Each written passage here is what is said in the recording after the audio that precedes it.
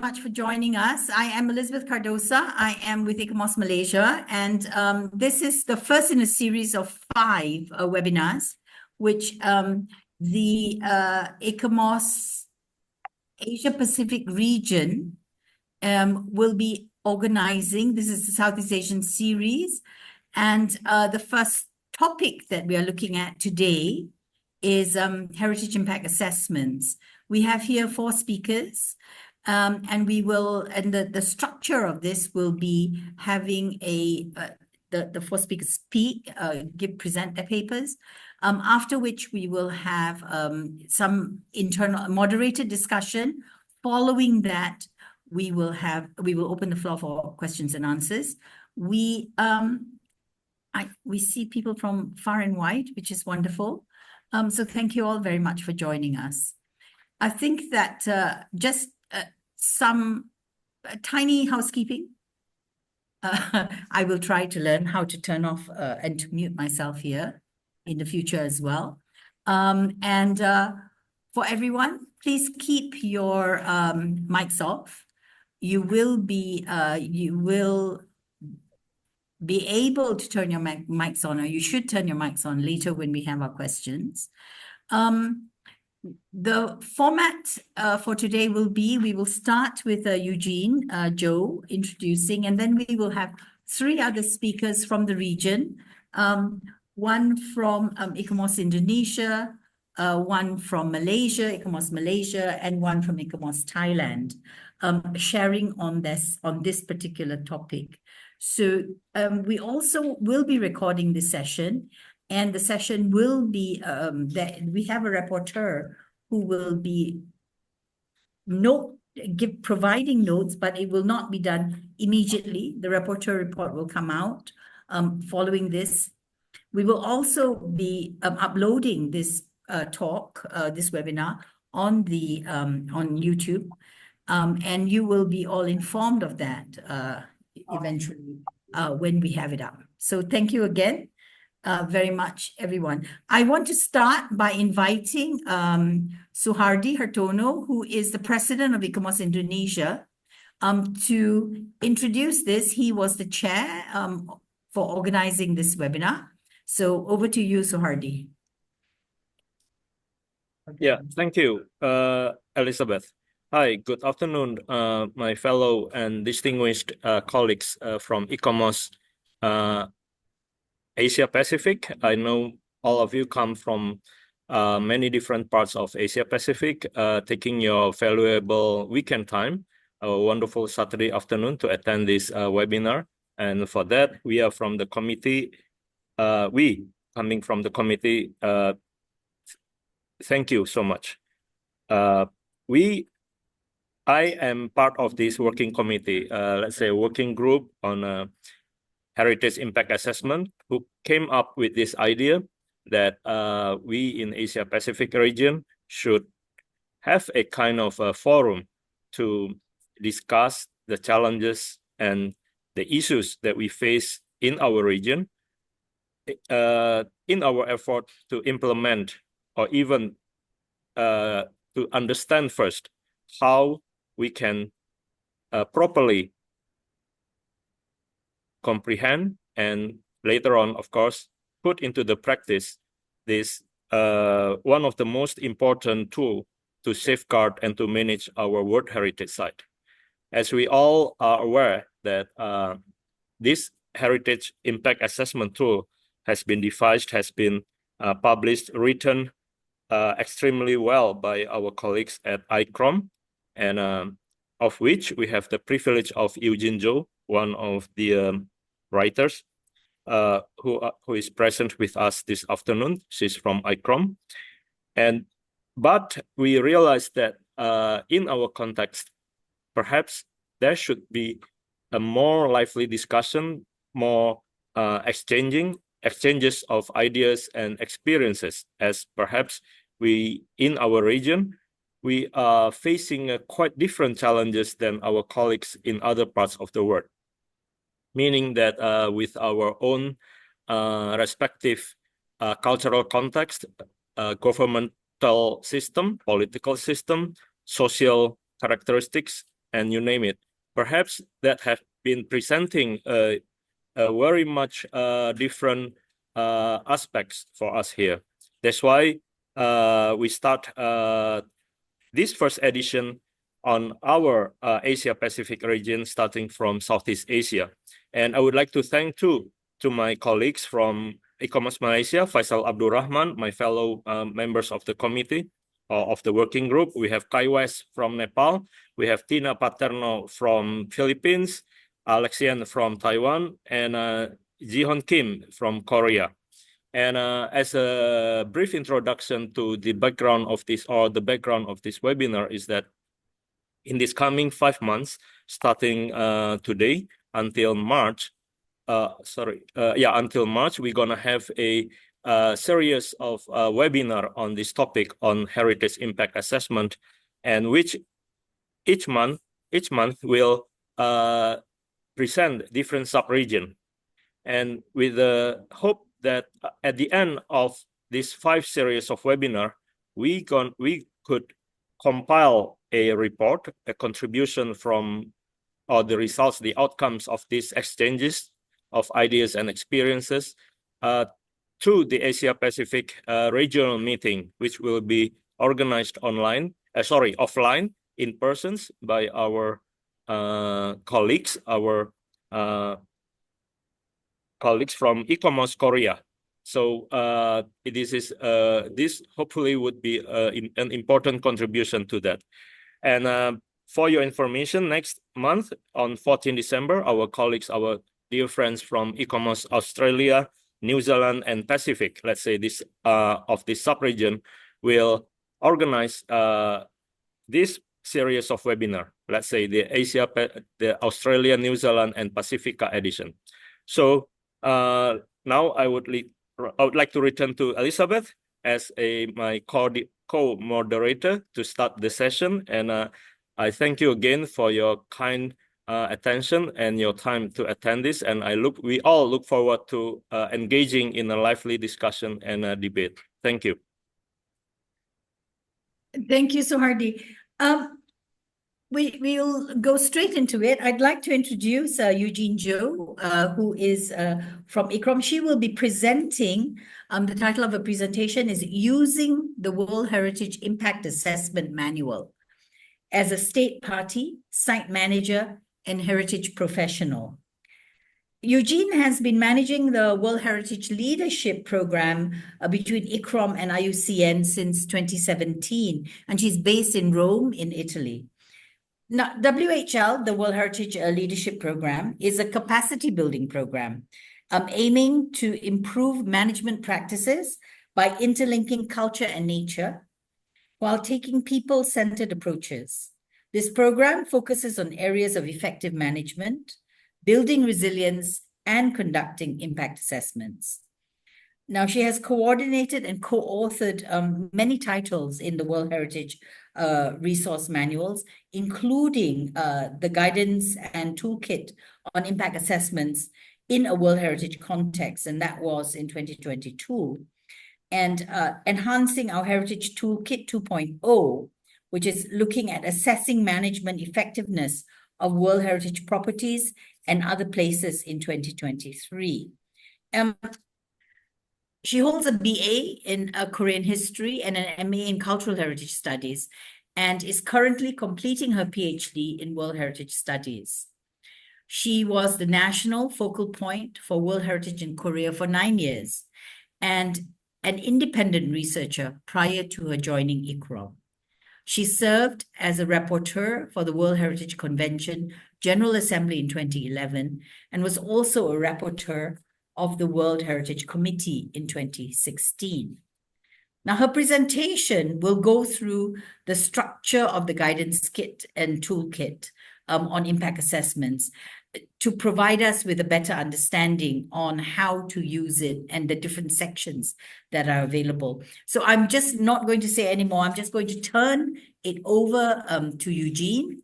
So thank you all very much. Eugene, over to you. Thank you, Elizabeth, and I hope you can hear me fine.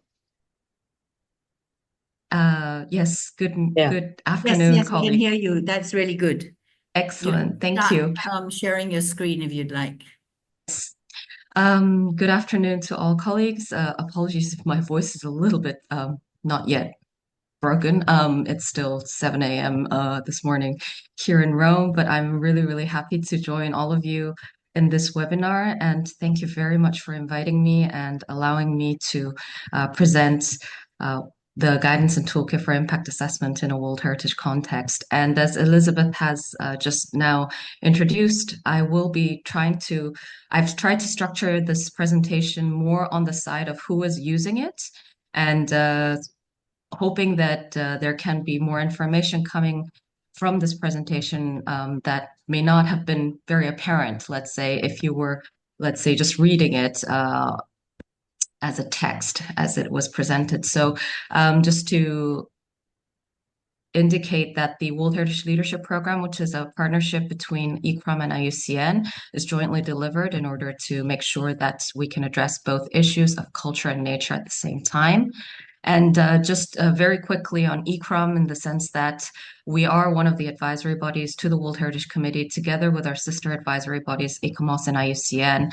One of the key differences I do note with ICOMOS is that we are a member state organization, so we primarily do serve in the interest of our member states, which currently numbers 138 member states, and there are many different instances where we do collaborate directly with the member states to also provide tailor-made activities or technical advice that will be in the service of the World Heritage Convention.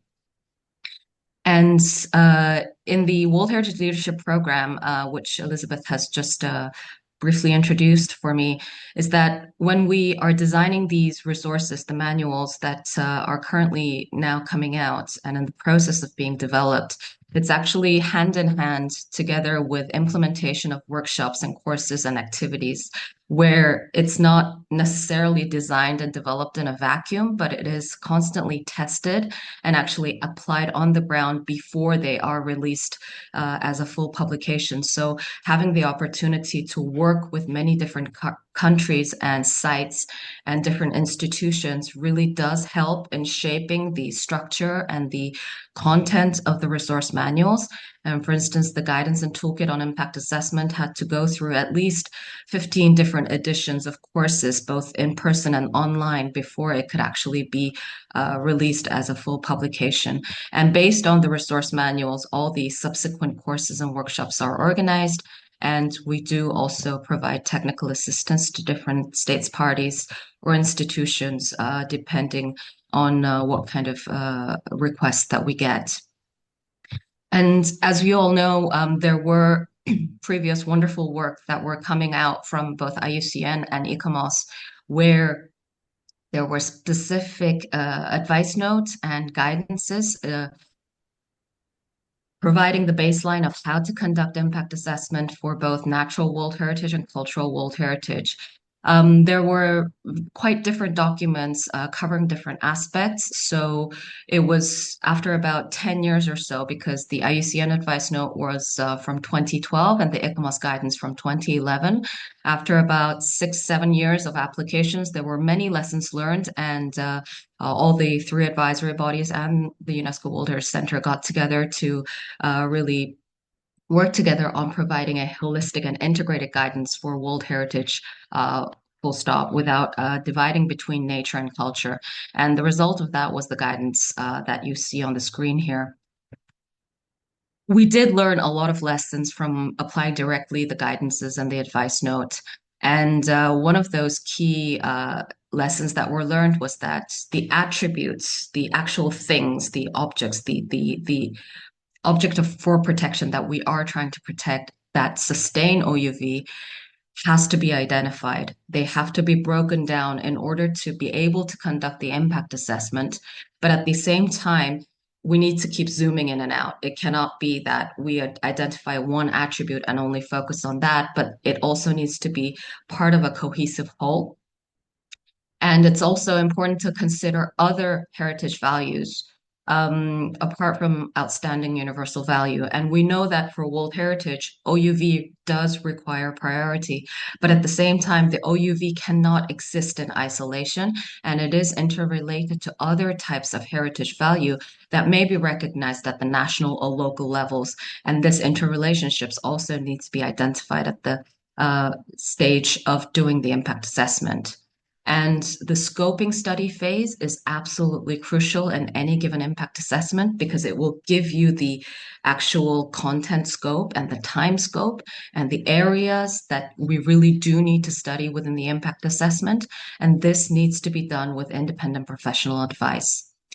The independence of the HIA team, the team conducting the impact assessment, whether they be from an internal structure or they are actually procured from the outside as external consultants, to be able to maintain their independence in finding their results and finding their conclusions is absolutely paramount to any kind of impact assessment. And project timeframes have major consequences for the elaboration of HIA or EIAs. So we do need to make sure that the impact assessment studies and research are ongoing well in advance of any project approvals or considerations going forward. And for the evaluation of impacts, there needs to be multiple steps, and they do need to be done in a certain sequence because it cannot be done all at once. We do need to understand the attributes first and be able to judge the state of conservation that they are in to create the baseline, then to identify what kind of impacts that there might be in the scoping stage, and then go on to the evaluation of impacts and assess how severe and grave the impacts are going to be. And the impact assessment report needs to be very clear and direct in stating that if impacts mean that there is going to be such a negative impact on the World Heritage property, that the project should not proceed. Or if it should proceed, what kind of considerations and recommendations that it should need to follow. And the implementation processes of being able to practice the results, to be able to apply the conclusions that were found from the impact assessment needs to be clearly defined as to who is responsible and how and when these implementation measures need to be applied on the ground, needs to be clearly defined in going forward. The guidance itself, when if you look at it, one of the key changes that we wanted to make was the issue of participation and the issue of proactive problem solving. For a very long time, it was considered that once we do one public consultation at one stage of the impact assessment, mostly at the very end, it was considered that public consultation was done. But in fact, we wanted to make sure that participation actually needs to be ensured throughout the entire process. And that means not just about the public, but also the level of professional engagement that we can employ within the course of the impact assessment. And just because it's a heritage impact assessment, it doesn't mean that it's only heritage professionals that take part. If it's a commercial shopping district, we need to have specific people who understand the nature of the project. If it's a coastal development, we need to have engineers who know about coastal development and the implications and the possibilities of changing what kind of aspects of the project is possible. And it means that it's not merely about involving them fully into the impact assessment process, but even providing the right kind of information at the right time. So the engagement methods can be different from which point in the impact assessment that we're talking about.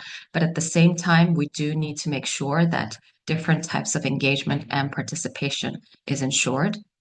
And that heritage cannot always be the bad guys, so to speak. It's only the issue that we are consulted at the very end of the process without being part of the entirety that we only had the option of saying no because heritage was not considered within the planning development. So we really wanted to change that mentality to say the impact assessment is not necessarily a report just to say this is not good or this is good for the heritage. It's actually a process in which we can take so that we are there at the planning table to be able to suggest different alternatives. And if we do the impact assessment process right, if that the procedural methodology is applied, there are many different instances where we can suggest different locations, different designs, different functions, so on and so forth, to make sure that the project, the development can happen, but it can also happen in a way that the heritage is conserved. And this really has to do with the timing of the impact assessment. And the timing is absolutely crucial, where it cannot come at the very end when the planning is already complete, but that the impact assessment actually needs to happen way before even the planning starts. Because the earlier that it starts, of course, the accuracy of the plan is not there yet, which means that the ability to influence the plan is actually much, much higher, so that whatever recommendations that come out can already come out before any constructions will take place. The problem with the previous guidances and advice notes was that because it ended more or less with the production of the impact assessment reports, it did not specify clearly what kind of processes were needed to make sure that the conclusions that were drawn out from the impact assessment could actually be applied to change the course of the project development, the proposed development. And that is why in this diagram, we tried to divide up the three sections. The first part, where the government needs to commission the impact assessment. The second part, which is actually doing the impact assessment, and of course can be done by external teams. But then the last part of being able to review the reports, be able to take a decision depending on the basis of it, and then ensuring appropriate and adequate follow-up actions. And of course, this again comes back to the realm of the public institutions or the state party needing to take responsibility. And in order to make sure that this full process can be taken, one of the key elements that was really important for us to address was the legality of the impact assessment. Impact assessments cannot happen if there is no legal trigger happening within the governance system of the heritage site. Therefore, the first part of the principles in the impact assessment guidance is just to remind states parties that this is the obligation, this is the responsibility of the state party to be able to provide for the legal framework for impact assessments to happen, and that it is already specified within the convention, the operational guidelines. We cannot dictate what form and shape that it will take within the context of the legal system of the country, but it is the state party responsibility. And therefore, the principles just outline the main basic foundational practices that each state's party should be taking up within their legal systems. And this is the one pager, let's say, for the minister or for the final decision maker who do not have the, let's say, the leisure of going through the entire document, but they can read it through in 10 minutes and make sure that the basis of the impact assessment process can be understood and applied. The third part is actually reserved for people who do not know anything about World Heritage. The problem of conducting an impact assessment is that oftentimes it involves impact assessors who may not have a heritage background and who may not know World Heritage and does not know the jargons, the terminology that we need to use. Therefore, it is an easy use guide, just summarizing what the World Heritage context is for impact assessment, and it is primarily designed for people who do not know World Heritage. And then the fourth chapter is actually for states parties. We know that in a lot of sites, and depending on the size of the development, sometimes there are different legal mechanisms that you can use. It means that if you are dealing with, let's say, a railway development or like an energy plant, a development of such a scale, there are possibilities that you can also use environmental impact assessment legislation. And in those situations, we need to determine what is the most appropriate methodology, the type of impact assessment that you can use. So Chapter 4 is for those government agencies to understand what type of impact assessment they may need to choose to make sure that it is the right one. And in the case that you do employ the use of the environmental impact assessment legislation, we do also need to make sure that within the wider ESIA, the Environmental and Social Impact Assessment, World Heritage is addressed appropriately. So how do we make sure that World Heritage is inserted in there with the right kind of depth and gravity? So Chapter 5 addresses that. And then we go into making sure that there are differences between the strategic environmental assessment and the environmental and social impact assessment and heritage impact assessment. I won't necessarily go into the SCAs, which are for larger plans and policies, let's say, and programs, but we are at the moment dealing more or less with impact assessments that deal with specific projects with specific proposal developments that apply to, let's say, one site. And it is a more reactive process. And we do need to make sure that the proponent, the developer, is actually conducting the impact assessment.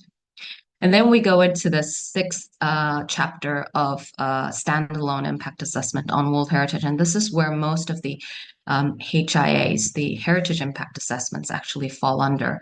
And the one, I think, issue with heritage impact assessment is that in many countries, as of yet, it is a little bit unclear on what triggers a heritage impact assessment, who has the authority to do it, and how do we ensure that the results coming out of the impact assessment can be applied and implemented by the developer. Having said that, it's also true that it has the guidance really tries to go into the step-by-step process of carrying out this HIA and making sure that all the different specificities of what needs to be considered at each step is actually spelled out in this guidance so that it is helpful for both the heritage authorities to know what they are commissioning and that the impact assessors to know these are actually the crucial foundation baseline steps that we cannot miss. And here we've tried to provide as much as possible different prompt questions that can be considered in the process of each step. And in italics are those that are very, very specific to World Heritage. And these are very hopefully helpful for those that are actually conducting it.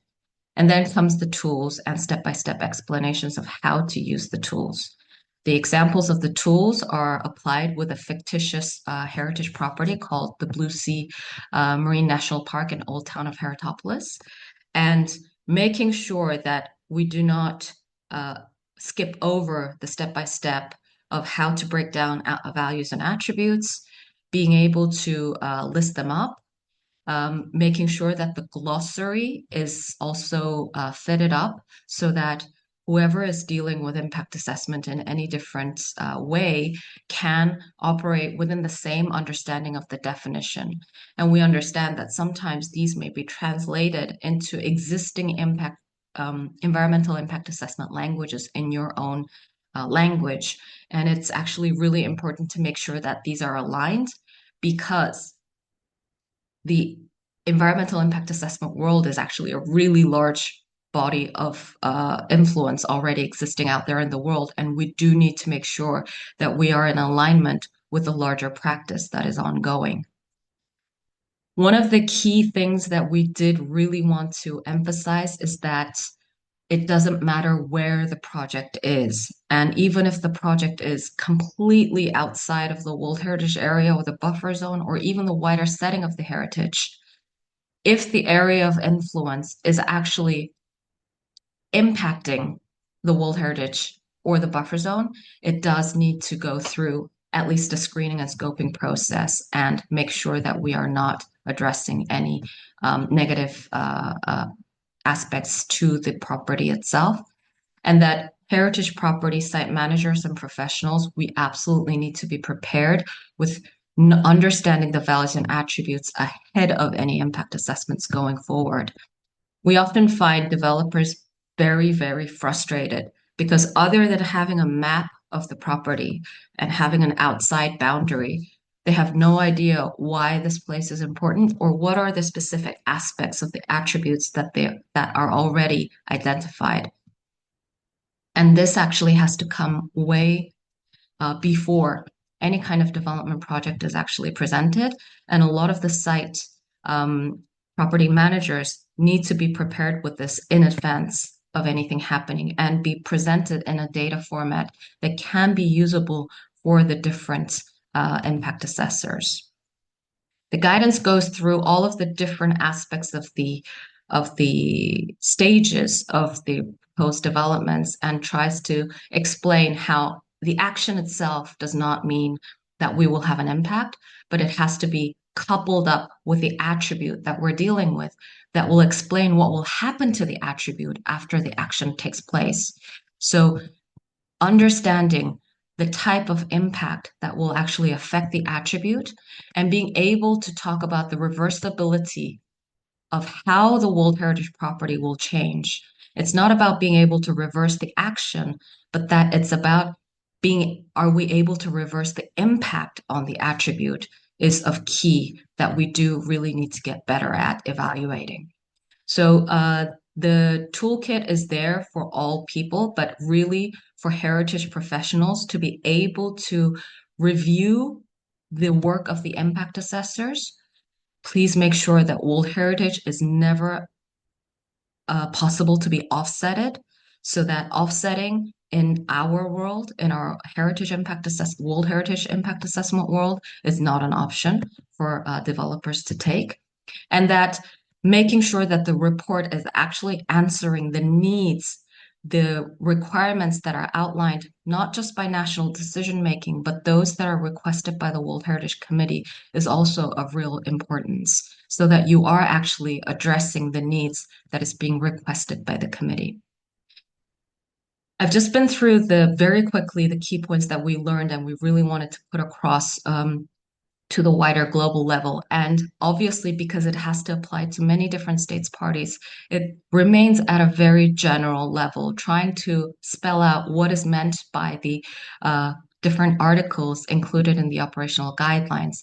And we know that many different countries have different ways of applying this within their legal systems. You can apply to your existing planning law or your environmental impact assessment law. It can be inserted into your existing natural or cultural heritage protection law, or some countries have gone for the option of actually establishing a specific legislation for World Heritage only, or it can be inserted into the zoning regulations within the planning scheme of the individual properties one by one, or it can go through slightly softer measures of being inserted into policies or administrative regulations. There is no one right or wrong way. We do emphasize, however, that it does need to be lodged into your legal system in some way or another. And we did actually have a webinar just earlier this week talking about how different countries are adopting it within their own systems. So I do ask people who are interested in this to go to the ICOMOS YouTube channel and see if there are any points that they will be able to pick up from this webinar. Just a regional overview, out of all of the different state of conservation reports that we've been receiving, just this year in 2024, this is the number of sites that have been requested to undertake impact assessments. And as we can see, it's a huge number. A total of 335 World Heritage properties have impact assessment requests that are standing. And out of which the Asia Pacific, we have a total of 78 properties that were requested just last year, which means that if you accumulate those that come from the year before, it goes into the hundreds. And these are all mostly, waiting to be received by the World Heritage Committee and to be reviewed at the international level. So it is a common issue that a lot of states parties are struggling with. There are development pressures everywhere, and we do really need to get prepared and better equipped with different procedures to be able to respond to these needs. And just to make sure that impact assessors do not always understand, of course, English nor the World Heritage Convention requirements. So we do welcome the possibilities of translating the guidance and toolkit into local languages as much as possible. You can see how the translations are ongoing at the moment. And if you would like to foresee and seek the possibility of translating this document, please do get in contact with me. And we do have different courses continuously made available for conducting impact assessments. I do note that, however, it is priority goes to our member states of ICOM, but as much as possible, we do try to also provide different webinars and different ways of public engagement to serve the wider public. And with that, I close. Thank you very much. Thank you very much. Thank you so much, Eugene. I think that we'll take questions later, and I know it was a very rushed presentation. Nevertheless, I think that we got the salient points that she was making. And as we said, later this will be shared again, so everyone will be able to look more closely at the slides. We now move on to Punto. He will be talking about integrating heritage impact assessments within the Indonesian building permit system. Specifically, so Punto is with ICOMOS Indonesia. He is a lecturer at the Department of Architecture, Universitas Trisakti in Jakarta, and is an active member of the Indonesian Heritage Trust, as well as ICOMOS Indonesia. His research interests are heritage management and planning, and he's working right now on the implementation of the HIA and the Historic Urban Landscape, HUL, in Indonesia. He has published several articles, and his most recent publication is Historic Urban Landscape Quick Scan Method in 2021. I will turn this over to Punto. Thank you. Yes. Punto, you can share your slides, yeah?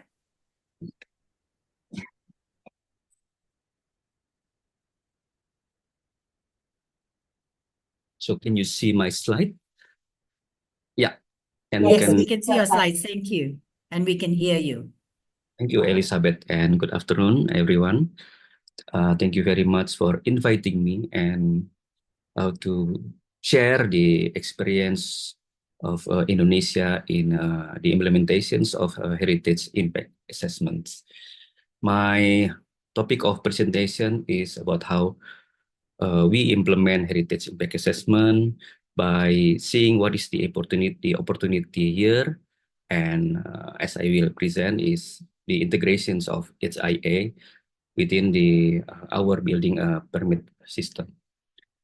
Yeah. So I start with the legislations. So far, we have two regulations or legislations that can be the umbrella of the implementation of heritage impact assessments in Indonesia. The first legislations or regulations is related to heritage conservation systems. It is the law number 10, the year of 2010 concerning cultural heritage. And then the second is the regulations published by the Minister of Public Works, number 19/2021, concerning the technical guidelines for the management of preserved heritage buildings. Yeah. The first legislation is the law number 10, 2010 concerning cultural heritage. The terminology of heritage impact assessment is not introduced there. Nevertheless, there is some, the concept is already there. It is said that before any projects, or any development projects is carried out, it will be needed to be preceded by a study, feasibility study, or if it is predicted that there will be an impact, should be preceded by an environmental impact. The word used here is study, research, or analysis of environmental impact. unfortunately, or it's not unfortunately, but finally, actually, in 2021, yeah, so the regulations, as I mentioned, was published in 2010. 10 years later, the Ministry of Education and Culture decided to take seriously, yeah, about the impact analysis, yeah, on any development projects on cultural heritage site or cultural heritage objects or cultural heritage area.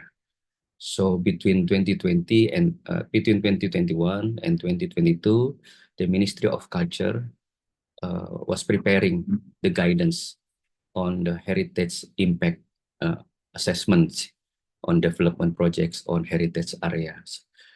We make Indonesian translations of heritage impact assessments. The word we use is kajian dampak cagar budaya. Kajian means study, dampak means impact, and cagar budaya is cultural heritage. And when we start to prepare this guidance, the next year, ICOMOS also published the guidance and toolkit for impact assessments. And at the moment, when we are still use this guidance, we also try to elaborate our guidance with the guidance published by ICOMOS. And in our publications of this guidance of impact assessments, we also set this step-by-step of the process of our kajian dampak cagar budaya, because we refer to the heritage impact assessments guidance by ICOMOS. So the substance or the principal activity is more or less similar, yeah. Identifications and then evaluations of impact and then recommendations, yeah. But we also emphasize the importance, yeah, of involve the people in the process. Yeah, that's why in some steps we also mentions that there should be organizations of public consultation, yeah, in some steps, yeah, to ensure that community that possibly get the impact as well from the development of process, they also can give their voices in this process, yeah. So we have 7 steps here. Started with screening and scoping. It is by the authority, and then step 2 until step 5 was made by the experts, yeah, heritage experts, and the end result of this process is, we hope that can be the base of the decision making of the development process, the development proposal. Yeah, and then the second legislation is made by the Minister of Public Works. It is said that in these legislations, whenever there is a development project, especially in heritage sites or on heritage, related to heritage, any heritage object or site, should be preceded by a feasibility study, which includes research, identifications of significant the values and also the attributes, and assessments of the physical conditions. Yeah. And there is also a good statement, the framework that we later I will show you, that we use to put or to combine the heritage impact assessments into this building permit system, because it is said in these legislations, any heritage building restorations, revitalization, adaptation, utilizations also needs a building permit. And for this building permit, there is a need of coordinations with relevant authorities, which will approve the actions, and decision making will be based on research or academic or research or a study or an assessments, yeah, on the impact of the development project. Yeah, so this is the whole building permit systems, yeah, from the submissions of the proposal to the authority until the approval. until the issuance of the permissions. So the building permit process, especially for the heritage buildings, involves consultations that conducted jointly between the expert team for building structures and also the cultural affairs departments in a different level, very much depend on the heritage object. It can be in national level or it can be a regional level. And one of the required documents to be submitted is a technical study. Yeah, that is that aim to identify and mitigate the impact of constructions activities. And within this framework, we put the logic of HIA in the building permit system. Yeah, and so far up to now, after the publications of guidance of heritage impact assessments and also the Minister of Public Works regulations, we have this implementation of HIA, yeah, from 2021 until 2024, yeah. Not only in our World Heritage sites, yeah, we have Borobudur Temple Complex, Temple Compound as a World Heritage site, Sawalunto, Bilin Coal Mining Heritage of Sawalunto, but also on other heritage sites with national level or even regional level, yeah, cities or regency. Yeah, some projects that require heritage impact assessment. There are some variations: hospitality project, hotel, tourism developments, yeah. But also relate to development of, for example, transportation facility, education buildings, and even management of the river. Yeah. There are some challenges that we have now when we experience the implementations of heritage impact assessments, especially in the first time, yeah, when we start the implementations. Yeah. For example, in the case later, I will show you the case of Borobudur project. So, heritage impact assessment is conducted after the project has already commenced. Yeah, because at the time there is no socializations of the regulations. Yeah, and when the project is already was already started, and then the people from the culture, they tell the developer that you cannot start the project before you have consultations, yeah, with the cultural people. And then the project initiator in reality, yeah, does not involve architects or professionals with heritage expertise.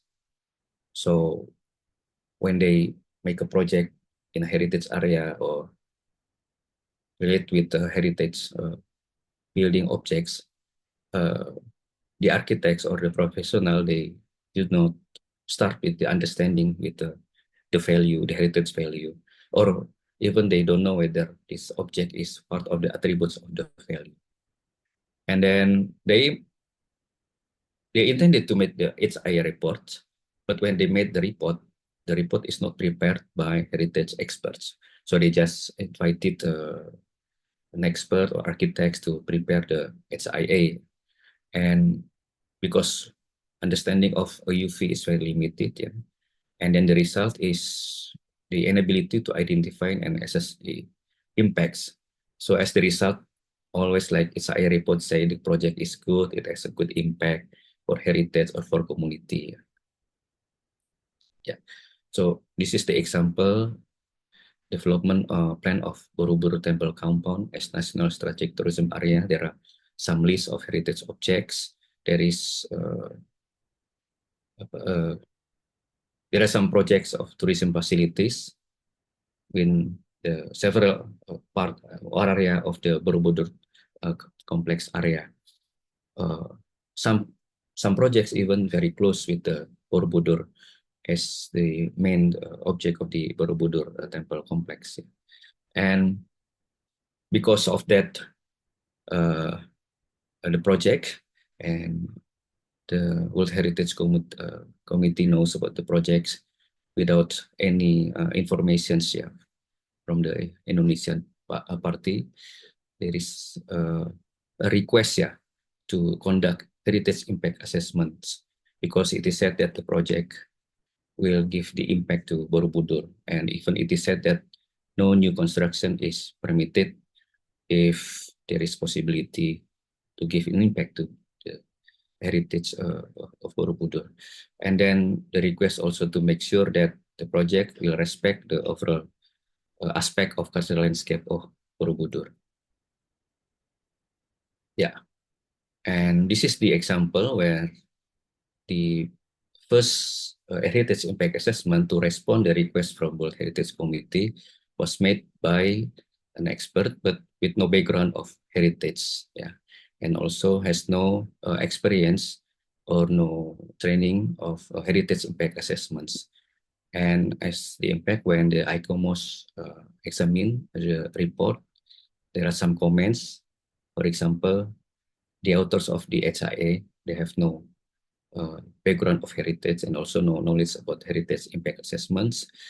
And then only several parts was checked, and without giving a relations with the value and attributes. And that's why then UNESCO requested to make a revisions to this heritage impact assessment, and new team was established by the Ministry of Culture to make a new heritage impact assessments. So long story short, this new team of heritage impact assessment tried to make a comprehensive heritage impact assessment, and the team is consisted of experts in not only in heritage, world heritage, but also background of anthropology, landscape planning, land use, vernacular architecture, because understand that Borobudur Temple Complex is not only about the temple, an object, but also about the landscape, the people, and etc. And the process also involves of community, to hear their voices. What is their comments about the project and its relations or its possibility impact to the World Heritage of Borobudur. But there is a challenge, but also there is a potential. The implementation of heritage impact assessment in Indonesia, so there is also thinking, it's not just to submit a document, it's not just a formal document, to make, for example, to make UNESCO happy that with this HIA, and then project proposal is okay, is safe, But we want also to encourage governments that HIA is actually can be a tool, and it is good, if HIA is part of the process, in the design process. That's why we encourage HIA to be conducted as early as possible during the proposal development stage. And during this, we also to convince the developer or the government who has any development project to recognize heritage as a potential assets. And this is the example of HIA project in Sawalunto, one of our World Heritage sites, development plan of new building for emergency and radiology facilities at the Sawalunto Regional Hospital. So the preliminary proposal only focus on the building, which will be part of this complex of hospitals. But when the people from the hospital, they come to the Ministry of Culture and asking for building recommendation for building permit systems, the discussion is that there is a need to revise the designs, by including the understanding about the value of this hospital, because also this hospital is one of the attributes of Sawalunto World Heritage. But at the same time, also to make sure that hospital is okay, the new facilities is okay, because it will help the development or the continuations of the hospital in this area. But then also it can give added value for the the new facilities will be an added value for the development of this hospital and also for Sao Lunto. And we try to facilitate the process of discussion, the design process, but we also involve different parties. So not only people who are working on heritage, but also the people from the hospital itself, from the agency of health, transportation, etc. Yeah, to ensure that really the function the hospital not only to protect the value and the attribute of the hospital as the attribute of World Heritage of Sao Lunto, but also to make sure that it can be well functions, yeah, for the hospital and also for the Sao Lunto. So the iterative process is iterative between the design process and the design making process. Yeah, and now we are still trying to continue to make sure that heritage impact assessment will be comprehensively implemented, yeah, in Indonesian context. Yeah, we try to strengthen the position of HIA within the building permit system, yeah, including to encourage initial and ongoing consultations with all relevant stakeholders to reach agreements on the scope and expectation of the HIA before the work begins. And we encourage and we remind the authorities that scoping report is really important to clarify what actually should be done, why and how and when, and what will be the expected outputs of the heritage impact assessment. Yeah. And then for the training for the experts, we engage with the authorities, Ministry of Cultures, to ensure that next, when the request of heritage impact assessments, for example, the number is increasing, some experts are already ready, yeah, to work on that. And last one, because the foundations and management and decision making lies in our understanding on the value and also property, we also encourage the in-depth study on the heritage attributes in Indonesia. Yeah. Thank you, Elizabeth. Thank you very much.